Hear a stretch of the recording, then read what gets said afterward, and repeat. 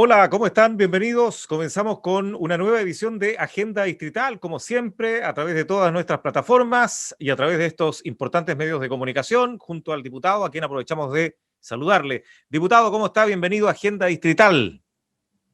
Hola Álvaro, muy bien, gracias a Dios, muy bien. Y espero que todos ustedes también se encuentren bien, a lo mismo que nuestros amigos y amigas que están en la sintonía de este programa. Diputado, Pensaba adelante, ¿sí? disculpa, No, pensaba adelante mientras preparaba el programa, ¿ya? que ya en la agenda distrital tiene como poco sentido, porque la pandemia nos ha impedido hacer trabajo distrital, no nos podemos reunir con los Claro. grupos que habitualmente, adultos mayores, juntas de vecinos, organizaciones territoriales, funcionales, etcétera. Y hoy día más bien es un resumen del trabajo legislativo, pero son las circunstancias. Y este programa lleva años al aire y se Claro, llamó mucho siempre tiempo. Agenda Distrital. Así, mucho tiempo en el aire. Desde siempre, Es, desde que usted fue elegido como diputado, hemos estado así es. informando. Bien, diputado, esta semana, como siempre, nosotros nos enfocamos al informe de la semana respecto a lo que ocurre con el COVID-19, sobre todo en nuestra provincia principalmente, pero además nos gustaría saber su opinión al respecto de esta nueva variante Delta. Y de pasadita, bueno, por lo menos ya estamos avanzando en el plan paso a paso nosotros, en la fase, ya estamos luego a puertas de pasar a fase 3.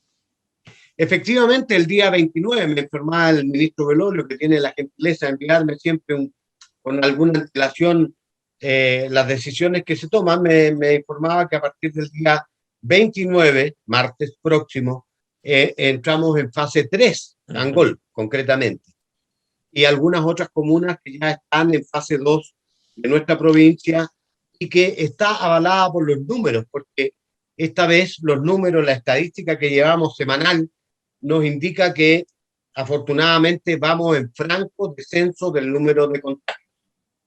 O sea, salvo honrosísimas excepciones, que es el caso de Coyipulli, que bajando aún se mantiene alto. Coyipulli, por ejemplo, tiene actualmente en esta última semana 89 nuevos contagios y tiene 90 casos activos. Es la comuna que más nos preocupa, ¿ah? Junto con Lonquimay, que ha subido de estar con números muy bajos, 14 por semana, 10, 11, 13, hoy día tiene 47. Tal vez son los únicos comunas que en el distrito de 16 comunas distinguen, porque todo el resto va a la baja. Angol, y eso explica que haya pasado a fase 3 a partir del martes, tuvo esta semana 55 contagios. Qué bueno, qué buena noticia. Y tiene 52 casos activos. Por eso que destaco Coyipulli, porque Coyipulli, que tiene aproximadamente un tercio de la población de Angol, tiene 90 casos activos. Te fijas que es muy alto si la comparamos con la cantidad de población. Lo mismo que Lonquimay, que tiene 47 nuevos contagios en la semana y 43 casos activos. El resto, francamente, a la baja, y voy a destacar positivamente a Purén. Purén, ¿sabes? Que tiene un contagio en la semana y tiene ciertamente un caso activo. Uno. Lumaco, con 7 casos en la semana, 6 casos activos. Digno. Melipeuco, 6 en la semana con nuevos contagios, 7 casos activos. Son comunas destacables. Destacar también a Victoria, que se ha bajado, pero tuvo 38 casos nuevos en una semana y tiene 43 activos. Recuerden que viene a la baja sostenidamente casi 4 semanas Victoria. Eh, Lautaro, Galvarino, también a la baja, y los demás comunas a la baja, Traiguén, Ercilla. Naico tiene una leve repunte, pero siempre en un nivel bajo. Vilcún, Galvarino, en fin, buenas noticias. Por eso tenemos que seguir esforzándonos para que, ¿no es cierto?, nos beneficiemos Así es. del plan paso a paso y podamos seguir avanzando de fases y ojalá podamos llegar a la fase 4, ¿no es cierto?, Claro. de plena libertad. pero para eso tenemos que seguir cumpliendo los protocolos, cuidándonos, etcétera. El uso de la mascarilla, todo lo que tiene que ver con el distanciamiento social, evitar las reuniones que no sean estrictamente indispensables, las medidas de higiene, lavado de manos. Así es, Y respecto de esta consulta sobre este nuevo, la nueva variante. esta nueva variante que es la Delta, Uh-huh. bueno, es preocupante porque a pesar de que sus síntomas son dolor de cabeza, garganta y secreción nasal o moquillo, lo que se parece mucho a un resfriado común, la verdad es que el problema que tiene es que es doblemente contagiosa que otras cepas o variantes. Y ya desgraciadamente llegó o se registra según la autoridad un caso en Chile de una persona que venía desde Estados Unidos. Así que por eso es, teniendo buenas noticias, hay que seguirse cuidando, hay que seguir colaborando para que podamos salir pronto de esta pandemia. Así es, diputado, a seguir cuidándose todos entonces y buenas noticias para la gente que habita nuestra ciudad capital de la provincia de Malleco con este avance a fase 3. Diputado, vamos al tema, al trabajo legislativo de esta semana porque se aprobó el proyecto de compras públicas cuyo objetivo es profundizar, y desarrollar el proceso de modernización del gasto público estatal a través del sistema de compras públicas. Diputado, usted aquí nos va a explicar a todos quienes estamos escuchando, viendo este programa. Hace muchos años ya nosotros aprobamos una ley destinada a que todas las compras públicas, cuando hablamos de compras públicas referimos a las compras que hacen los servicios públicos, tanto de bienes como de servicios, tuvieran un sistema centralizado que permitiera que todo el tema de la probidad, la falta de transparencia, todos hemos escuchado que de repente cuando un municipio necesita adquirir, por ejemplo, un servicio para un cóctel, para una actividad, de pronto, ¿no es cierto?, hay alguien que siempre es beneficiado de trato directo. Y cuando de repente los proyectos son más grandes, ¿no es cierto?, había por ahí incentivo a entregarle la obra a una persona que algo entregaba a cambio. Bueno, por eso se creó el sistema de compras públicas, que tiene que ser transparente, que tiene que ser lo más probo, es decir, que no haya estas prácticas, ¿no es cierto?, contrarias a la honestidad, a la rectitud. Y este proyecto de ley lo que hace es profundizar en eso, profundizar en que se profundice la transparencia cuando un sistema compra, un servicio público compra un servicio o un bien, que todos puedan competir en igualdad de condiciones y que gane aquel que ofrece el mejor precio o el mejor servicio. Ahora, ¿cómo se hace con este proyecto? Porque se incorporan otros servicios que no estaban al registro, ¿ya? Y entonces se aumenta la cobertura de posibilidades para postular. Ahora bien, esto tiene que hacerse de manera transparente, se publica en la red, ¿no es cierto? Hay unos convenios marcos, entonces dice, municipio tanto o servicio público tanto necesita adquirir, por ejemplo, una cosa básica, leña para, supongamos, antes se compraba directamente y nadie sabía cuánto era el valor real que se pagaba. Y por abajo podía haber un estímulo para comprarle a un determinado señor. Ahora se publica la página web, ¿no es cierto? Y todos los que quieran pueden postular y se debe elegir aquel que ofrezca el mejor precio y el mejor servicio. Esa es la idea. Perfecto. Lo otro es que este proyecto hace un especial apoyo a las pymes, porque en los procesos de compras se debe dar un trato especial a las pymes en atención a que ellas, ¿no es cierto?, hay que apoyarlas. Si no, todos los grandes contratos los tomarían las grandes empresas, ¿no es cierto? Ustedes lo viven en el mundo de las comunicaciones. Por ejemplo, el Mercurio se lleva la mayor parte de la torta en publicidad La Tercera y la Radio Bio Bio, por poner un ejemplo. ¿Y qué pasa con las radios pequeñas como la suya Claro. o los canales pequeños y locales? Quedan al margen. Entonces, la idea de este proyecto es favorecer a las pymes otorgándole un sello distintivo y un tratamiento especial a la hora de analizar sus propuestas.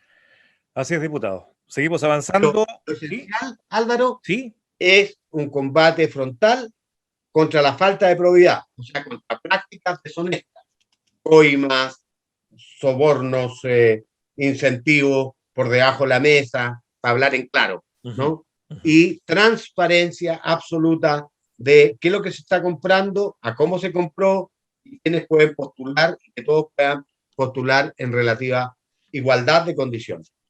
Perfecto, seguimos con el diputado Mario Venegas en Agenda Distrital en esta semana, revisando por supuesto varios puntos importantes, entre ellos, don Mario, hoy se modifican los requisitos de ingreso a pedagogía. La norma busca atraer a estudiantes de buen rendimiento académico, cuidar que los requisitos no tengan un impacto negativo en la matrícula y disminuir el déficit docente existente en nuestro país. Así es, estamos hablando de un proyecto que acabamos de aprobar en la Cámara, con mi voto favorable, por supuesto. Además, hoy como que se discutió en mi comisión, en la comisión que yo presido, que es la Comisión de Educación de la Cámara, y que busca resolver un problema. Fíjate que el problema que se presenta hoy es que desde hace algunos años las carreras, la matrícula en las carreras de pedagogía, ya sea básica o media, en todas las universidades del país ha tenido una brusca caída. ¿Y qué genera eso? Una alarma pública muy importante, porque estudios, ¿no es cierto?, demuestran que si no hacemos algo al respecto, hacia el año 2025 podríamos tener un déficit de 32.000 profesores idóneos para cubrir las necesidades de la educación chilena. ¿Qué significa profesores idóneos? Profesores debidamente titulados y preparados para impartir una disciplina concreta. Por ejemplo, profesor de matemáticas. No es lo mismo un profesor de matemáticas que se prepara y que tiene el título de profesor que una persona que es ingeniero, por ejemplo, civil, claro, que enseña matemáticas. La idoneidad la tiene el profesor, no el ingeniero. El ingeniero puede saber mucho de matemáticas, claro, pero no necesariamente de pedagogía. Entonces, por eso hablamos de idóneo. Idóneo, un profesor de básica que está titulado, que se formó, que pasó por la universidad, claro, y no una persona que tiene una autorización, por muy culto que sea, ¿no es cierto?, pero que no tiene el título. 32.000 podrían faltarnos, especialmente, por ejemplo, en el área de la ciencia, profesores de biología, química, física, matemáticas, historia en distintos porcentajes, educadoras de párvulo, etcétera. Entonces, frente a este problema, el gobierno convocó una mesa de expertos para analizar qué pasaba con el tema de las pedagogías. Y llegaron a la conclusión de que había muchas variables, muchas.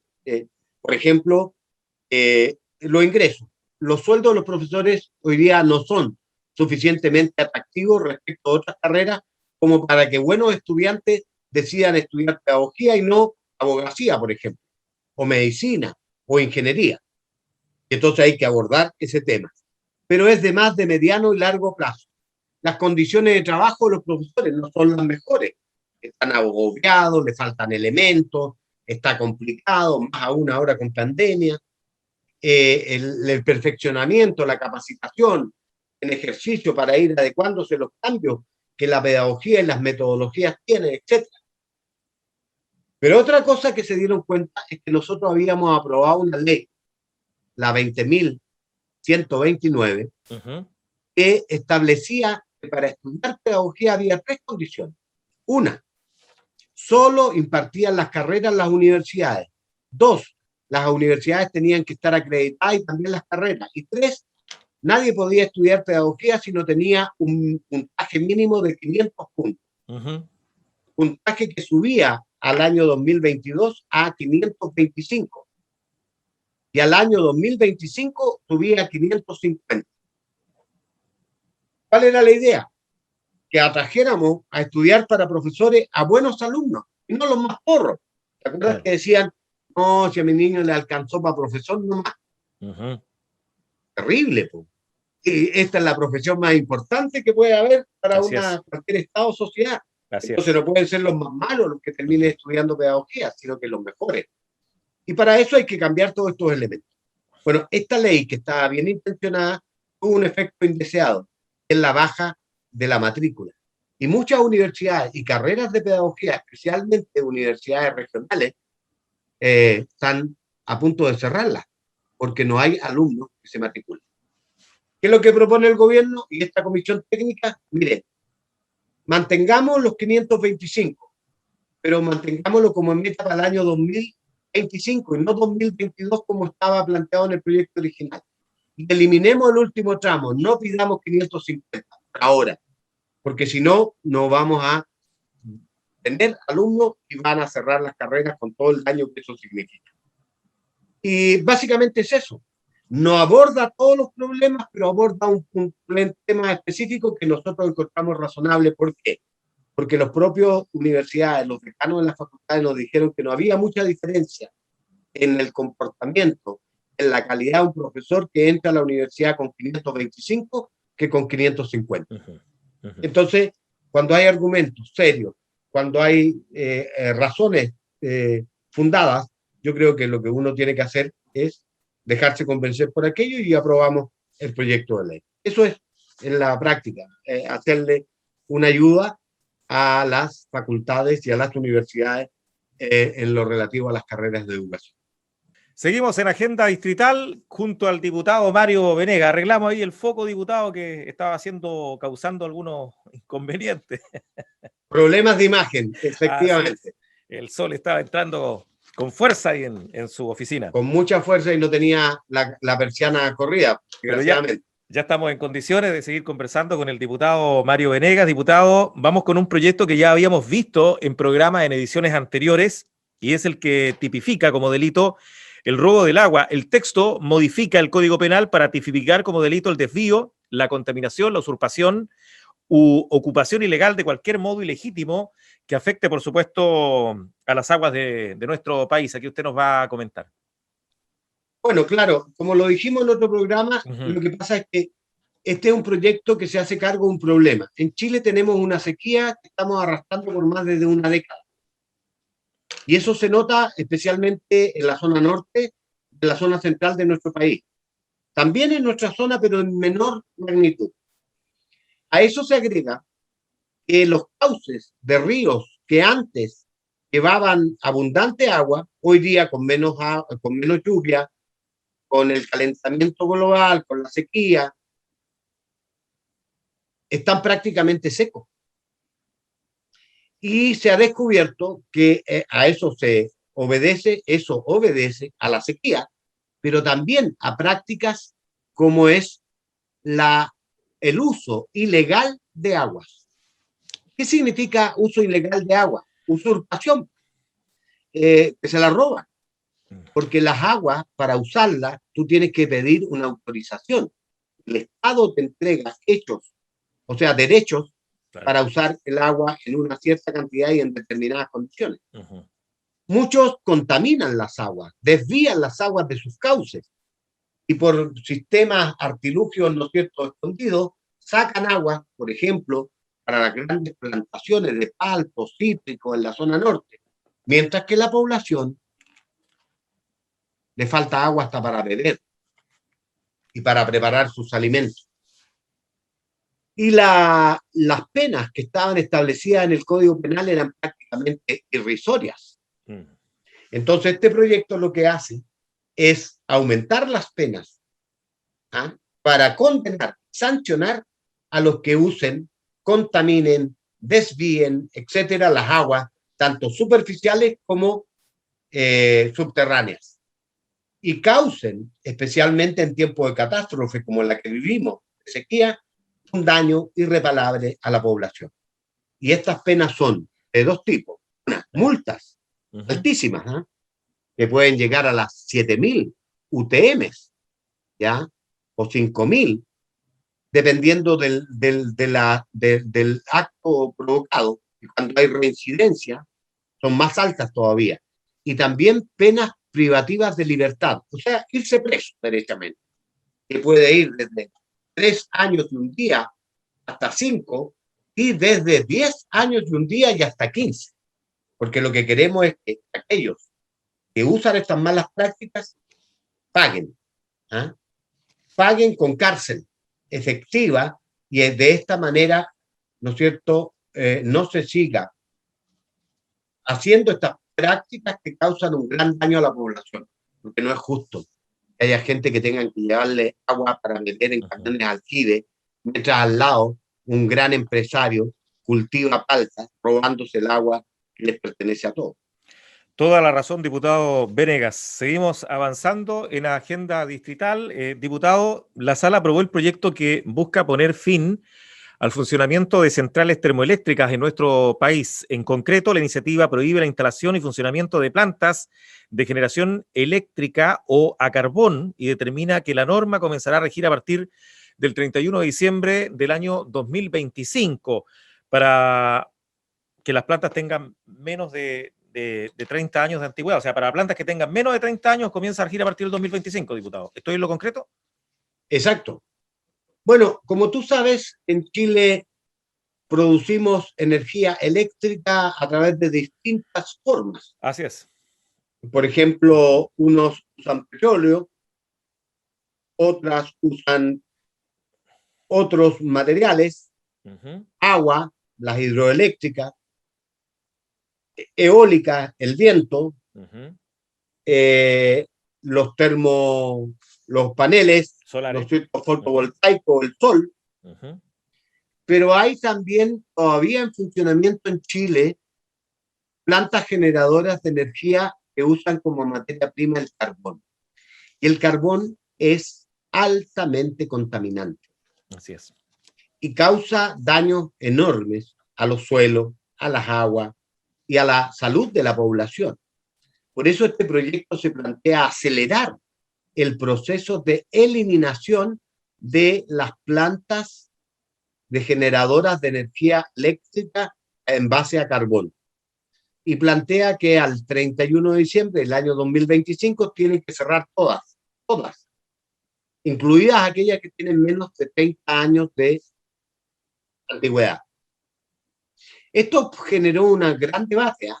El gobierno no era partidario, dice que no están dadas las condiciones, que Chile está caminando rápidamente a un cambio en su matriz energética, creando sistemas de producción de energía no contaminantes, como es la eólica, que tenemos mucho en nuestra zona, o las que usan el sol, o las que pueden hacerse usando, por ejemplo, la fuerza de las mareas del mar, etcétera.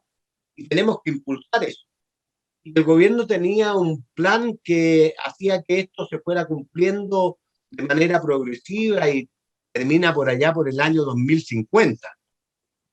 Y la gente que promovió este proyecto estima que eso es muy lento y que la zona de sacrificio, es decir, los lugares donde están asentadas estas plantas, han sufrido mucho. Y han sufrido mucho en la salud y en distintos efectos colaterales negativos. Por tanto, la idea era que se cierren al año 2025.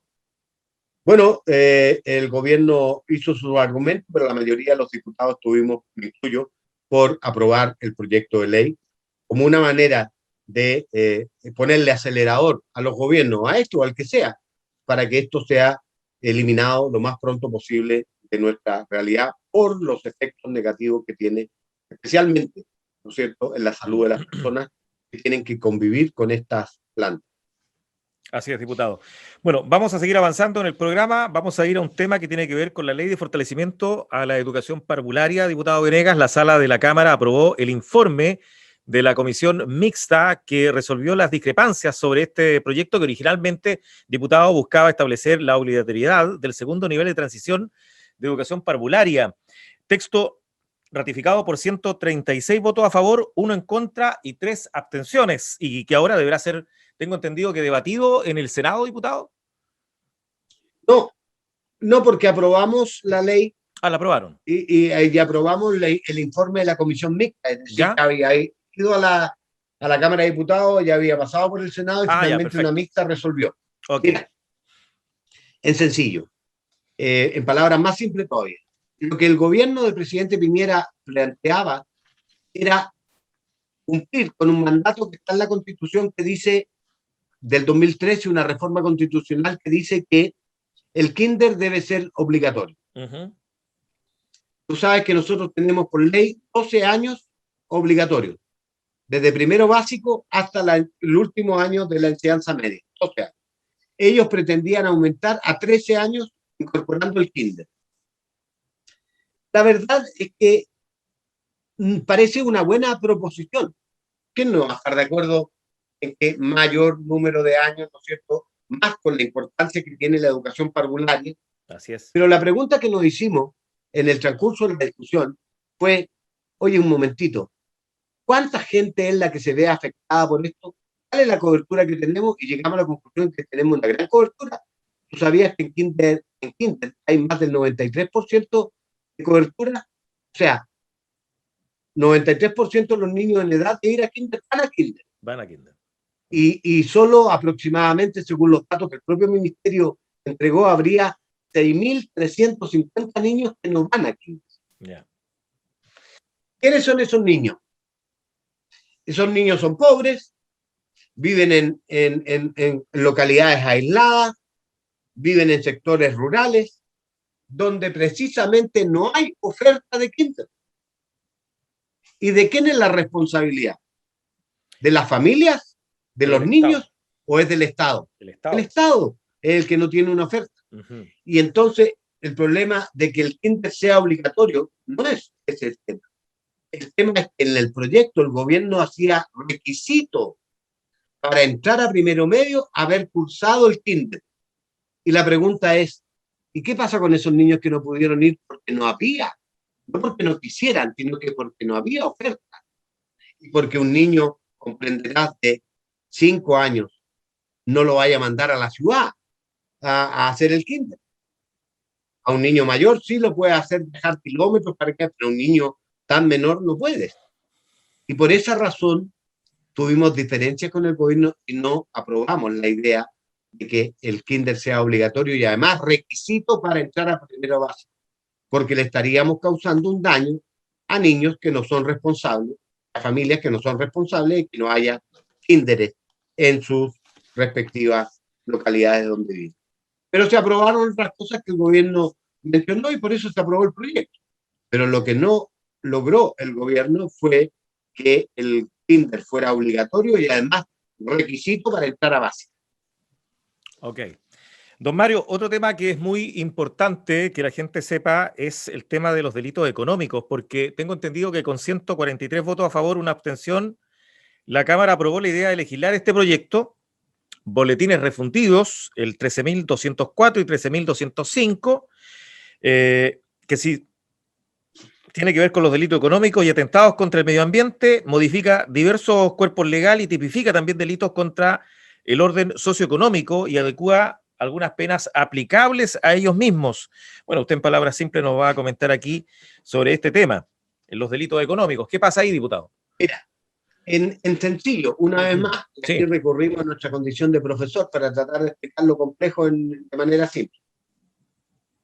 Chile se ha visto sacudida desde hace ya bastante tiempo por lo que los medios de comunicación han calificado como delitos de cuello y corbata.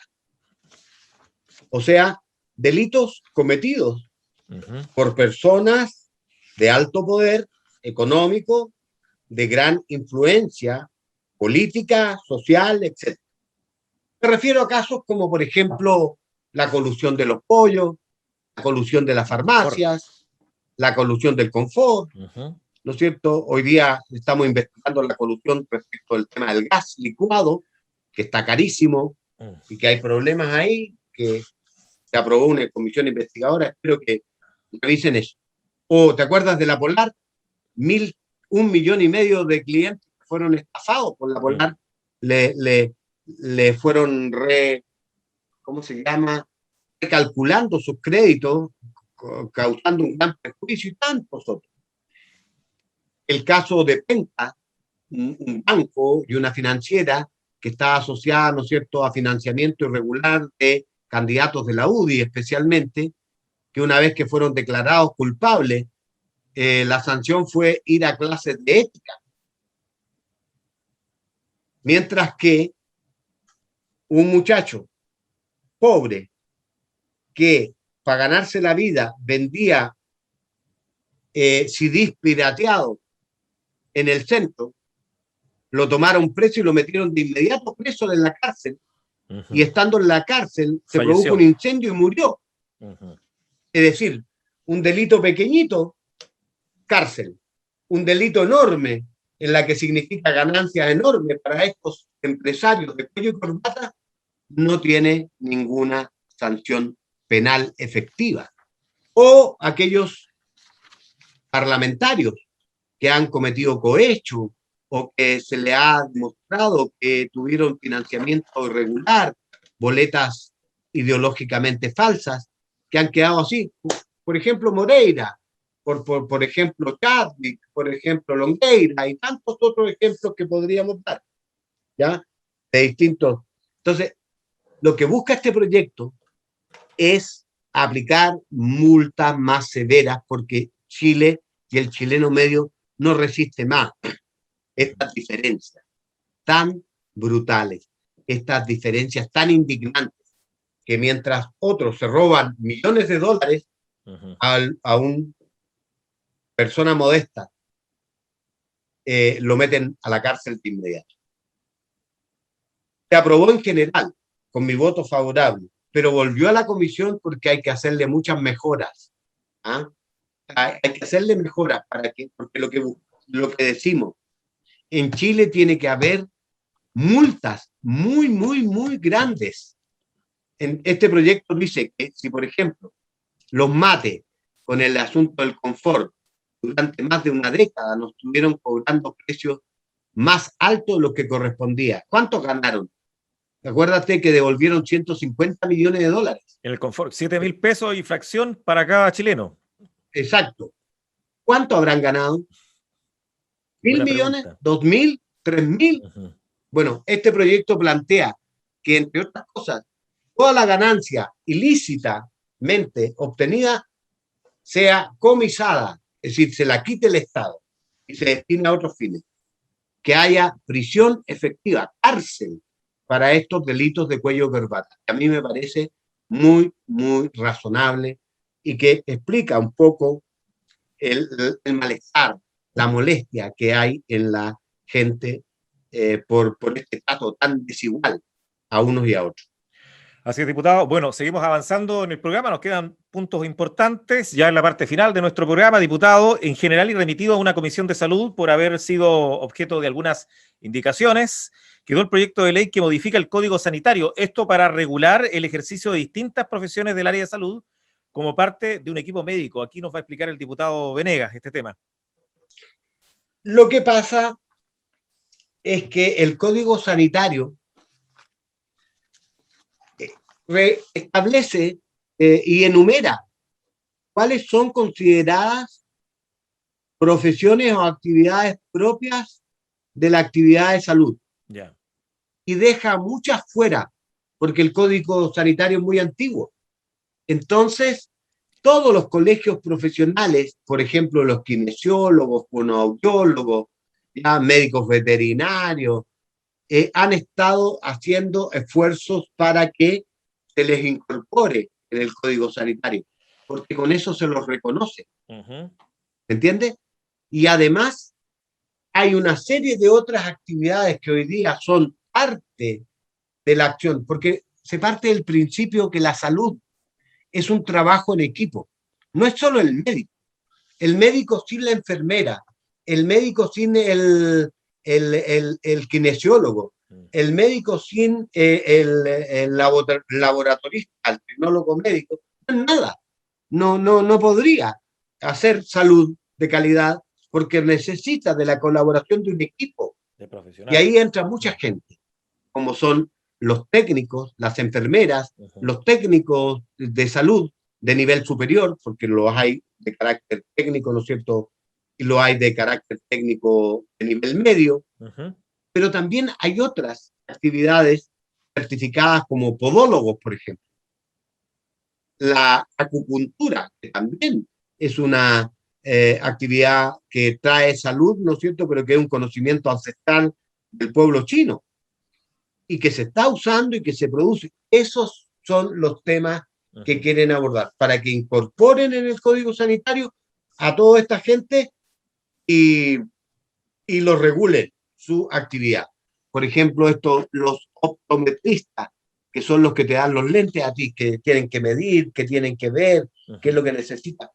Ahí hay una serie de actividades que no han tenido reconocimiento y que no tienen que ver con el tema de si son unos profesionales y otros técnicos, sino que se les dé reconocimiento, se les regule su actividad dentro del Código Sanitario, porque ellos con su actividad aportan a entregar mejor salud.